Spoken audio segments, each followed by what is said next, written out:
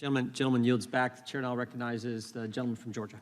Thank you, Mr. Chairman. Special Counsel Durham, in March of 2019, before releasing the Mueller report to the public, Attorney General Barr released a statement mischaracterizing its findings and conclusions, and shortly thereafter, Attorney General Barr announced that he was investigating the FBI for investigating Putin's interference in the 2016 presidential election.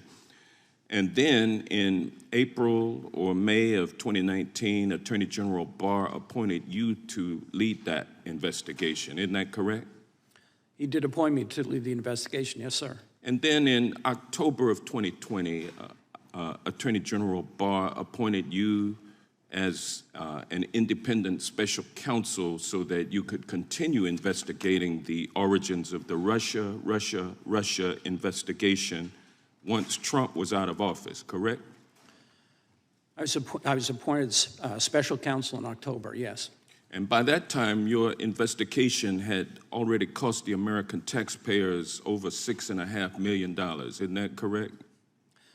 At that point, probably not, no. Well, at this point, how much has it cost? As I understand the figure, having looked at it, it's around $6.5 million. And after 3.5 years of investigation and $6.5 million of taxpayer money spent, your investigation led to the indictment of only 3 individuals, correct?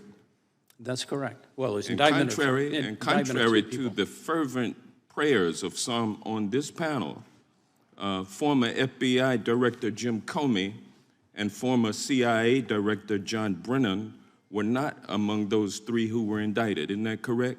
That's correct. And to the extreme disappointment of some on this panel, your investigation failed to produce indictments against Hillary Clinton, correct?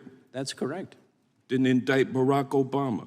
That's correct. Didn't indict Joe Biden. That's correct. Couldn't even indict Hunter Biden. We didn't investigate Mr. Hunter Biden. And of your 3 prosecutions, one ended with a guilty plea to an unrelated to the origins of the FBI investigation, and that individual received a probated sentence with no jail time, correct? Parts of that are correct. And the other 2 men you prosecuted went to trial on the charges, they were accused of lying to the FBI, and both were slam dunk acquitted. Isn't that correct? They were acquitted. And none of the individuals you prosecuted were ever charged with being part of a hoax or a fraud or a witch hunt or a politically motivated deep state conspiracy against Donald Trump. Isn't that correct? I would not say that that's accurate. You mean you did charge somebody with being a part of a hoax? We charged Mr. Sussman with having knowingly provided false information to the FBI regarding Alpha Bank. But he was acquitted, though, right? Well, that wasn't your question. Mr. Sussman was acquitted after you charged him, correct? Grand jury found he was found innocent by a unanimous jury of 12. That's not true. Well, what's true is the grand jury found probable cause to indict Mr. Sussman. A jury of his peers acquitted him, though, correct? And a trial jury... You're not going to disagree on that, are you, Mr. Durham? I'm going to try to answer your question as it was asked. Well, let me ask you this, because in your report, you related or alluded to allegations of misconduct against Mr. Sussman and Mr. Danchenko as if those allegations had been proven true at trial, when in fact both those individuals had been acquitted and your allegations disproven. Do you believe that it's ethical to state something as a fact in an official government report when the court system found that you could not prove those allegations? Well, I think if you read the report, you'd see that we talked about the results of the trial, and we included all of the evidence that we had available, unfortunately not all of which was admitted at trial. Well, let me ask you this, Mr. Durham. You closed your investigation after you failed to find that the FBI investigation into Putin's interference in the 2016 election was politically motivated and was a deep state conspiracy against ex-President Trump. You were unable to prove that that was true. That isn't That is not what I was investigating. Well, but you did not find that that was true, correct? You found it to be false, as a matter of fact. If you've had Isn't that correct? You have a chance to read the report. Well, I did, and Mr. Chairman, the time has expired. Could the gentleman be allowed to answer the question? Gentleman can respond. Time the gentleman from Georgia expired. The witness can respond. Saying if you read the report, we lay the facts out in the report as to these matters. I'm not here to talk about Mr. Trump. I'm not here to talk about deep state or whatever other characterizations you made. This report is factual. Nobody's raised any issues as to whether it's factually inaccurate in any way. People can draw their own conclusions based on those facts. Yep. Mr. Durham, you've been at it an hour and a half here. We could keep going if you can keep going.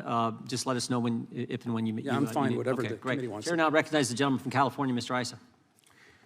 Mr. Durham, each of us on the panel has a different background and a different idea of what's best to get out of this report and the work that you have done so faithfully, not just for the last 4 years, but for your entire career.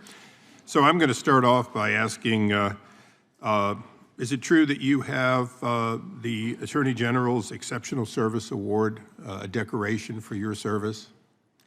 That's true. Is it also true that you have the Attorney General's Distinguished Service Award? That's true.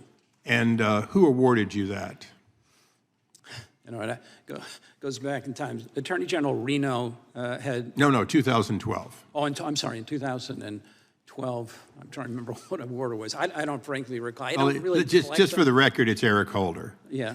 That was the CIA investigation. That's right. It's Attorney General Holder. Correct. It was, and you had to deal with some of the most despicable people and do the things that we do sometimes when wrong has been done. So I want to thank you for that. It seems like for your entire career, you've been a go-to for difficult situations, not necessarily the standard I'm trying to rise quickly award, but in fact, you're a career investigator. And I would imagine pretty closely that you've got your 82% overall. But I want to talk about something that I'm not qualified to talk about, but I can ask you. Are there what you would call unindicted co-conspirators in this? In other words, are there people at all levels who did things wrong, who were not charged with crimes because of the limitation of the ability to bring charges against them for what they did, even if it was wrong? We brought charges where we thought in good faith that we could prove a case beyond a reasonable doubt. Is there evidence beyond that? Of course. Sure. So in your experience as a career prosecutor, when people break the rules and it changes the outcome of something, like launching an investigation without a predicate, like the president, the vice president, the attorney general, and a host of others, FBI director, knowing that this had been started with a false predicate, knowing that Hillary Clinton's campaign, with her approval, in fact, had authorized this, not op research, but this weaponizing of a false claim. When they did that, they in fact changed the outcome, whether criminal or not, of many things, including certainly some things in voters' minds. Isn't that correct? I mean, generally speaking, there are lots of bad things that people do that aren't crimes. We can only charge those that aren't crimes. And I appreciate that. So when people are constantly making this point that somehow you didn't put enough people in jail, you gave us 300 pages that give us a responsibility. And as I said, I'm not going to try to pretend that I'm the smart lawyer up here at all, or even a lawyer. But I am somebody that understands organization, oversight, and transparency. In your report, you do note the changes made and so on. But unless we make changes in transparency to outside individuals who can be counted on to be ombudsmen to the process, isn't it true that if the president, the vice president, the attorney general, and a host of other top people at the FBI and Department of Justice choose in the future to push to make outcomes occur that would not occur according to their own printed rules, that no rule per se is going to change that? I think that's true. As we say in the report, ultimately what this comes down to is the integrity of the people who are doing the job. Are they adhering to their oath, or are they not adhering to their oath? Are they following the law? Are they not following the law? Well, in my 20-plus years on this side of the dais, what I've found is that people, when the light of day is shed on them, follow the rules much better than they aren't.